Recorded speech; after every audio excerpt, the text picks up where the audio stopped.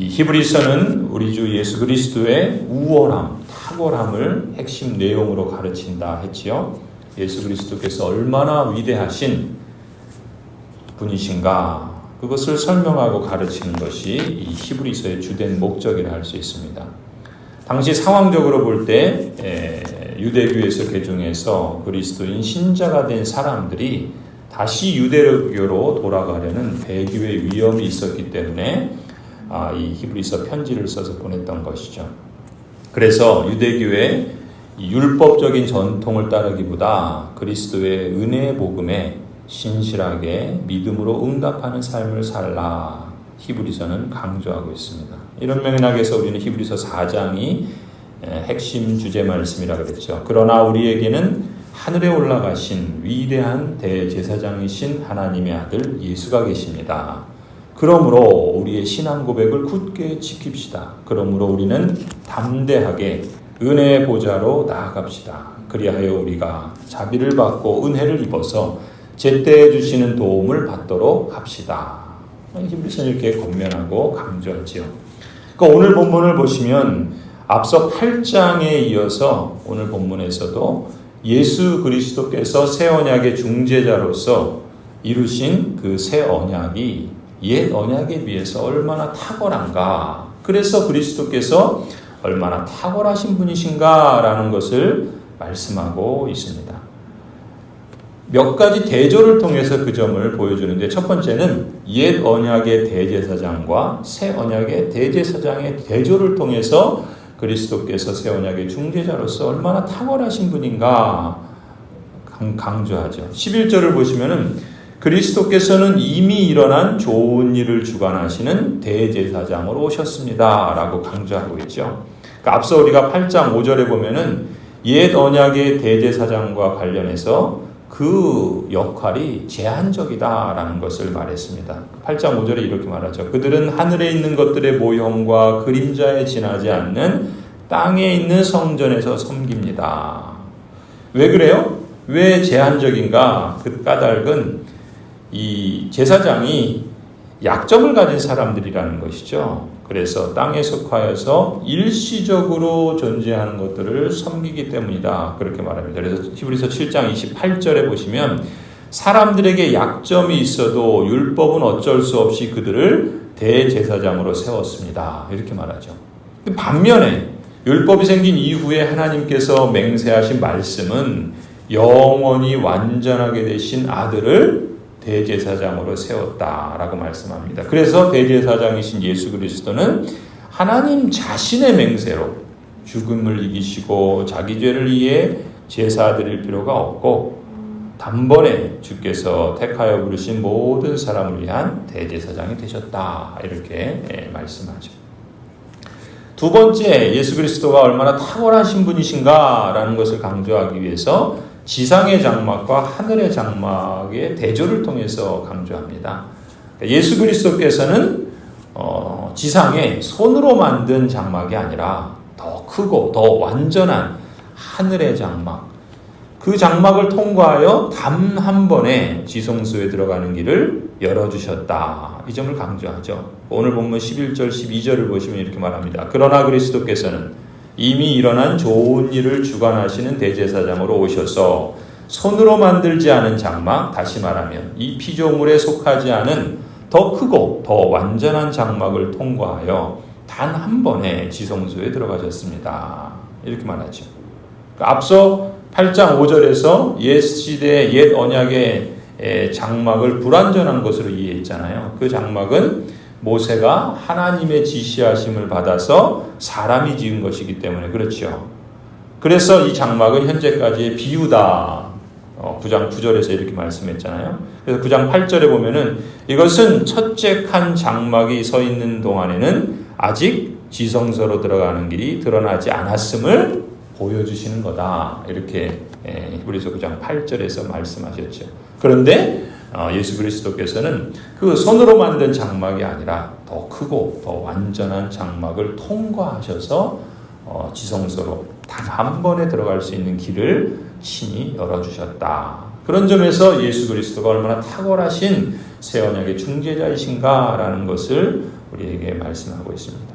또 세 번째는 제물로 사용된 그 염소, 또 송아지, 이런 짐승의 피와 하나님의 아들 예수 그리스도의 피를 대조해서 예수 그리스도의 탁월성을 또 강조합니다. 오늘 본문 12절부터 보세요. 그는 염소나 송아지의 피로서가 아니라 자기의 피로서 우리에게 영원한 구원을 이루셨습니다.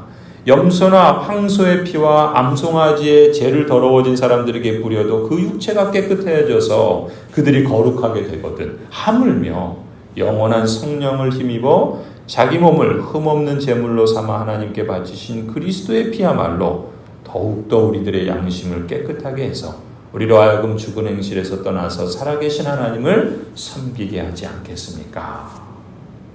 곧 제물, 친히 하나님의 아들이신 예수 그리스도께서 십자가에서 피 흘리심으로 하나님께 대한 대속의 제물이 되셔서 하나님이 새 언약의 중재자로서 우리에게 영원한 구원을 허락해 주셨다.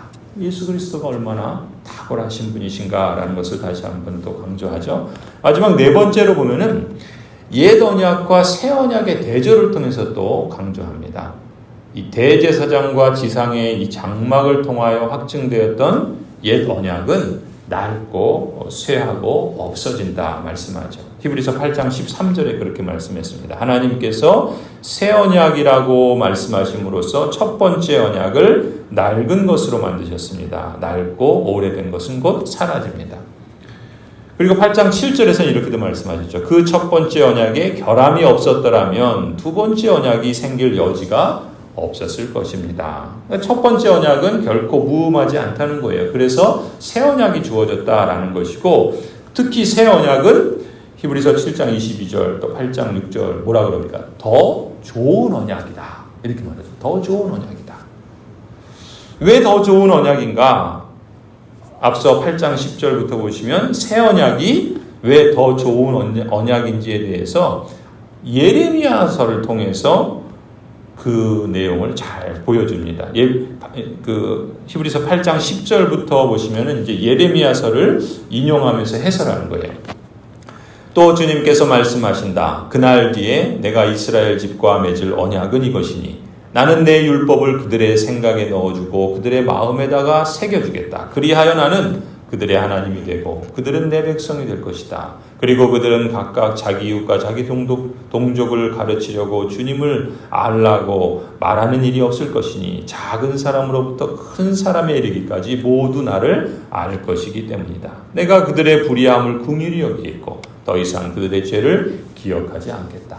예레미야를 통해서 새 언약의 약속을 주셨는데 그 약속의 말씀을 인용하면서 새 언약이야말로 예수 그리스도께서 성취하신 그 새 언약이야말로 더 좋은 언약이다라고 이렇게 말씀하죠.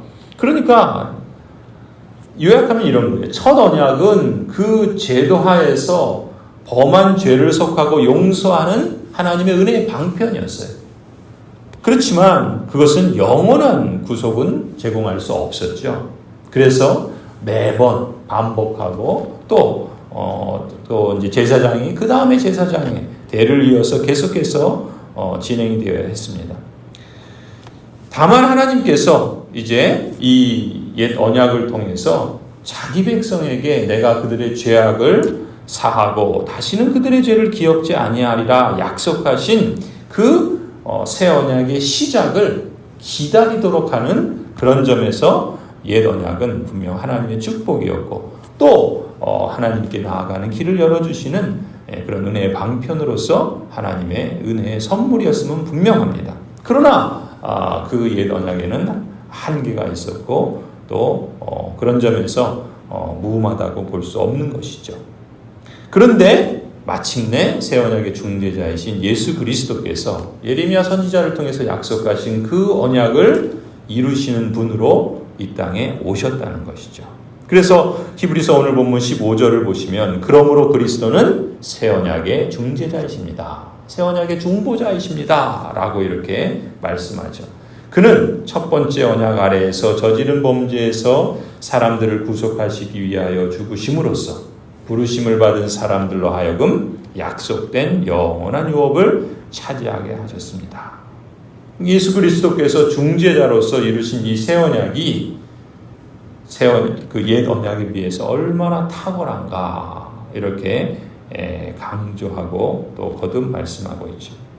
성도 여러분, 그런 점에서 우리가 예수 그리스도를 통해서 이루신 이 언약 그리고 그것을 이루신 하나님의 그 은혜가 얼마나 놀랍고 또 영광스러운가, 또 그것이 얼마나 우리에게 큰 위로요 또 우리의 삶의 근거가 되는가 늘 잊지 않았으면 좋겠습니다.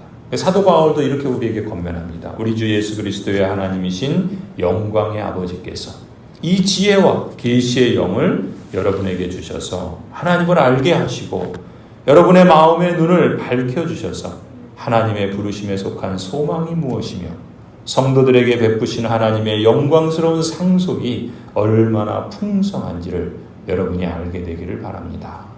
또한 믿는 사람들인 우리에게 강한 힘으로 활동하시는 하나님의 능력이 얼마나 엄청나게 큰지를 여러분이 알기를 바랍니다.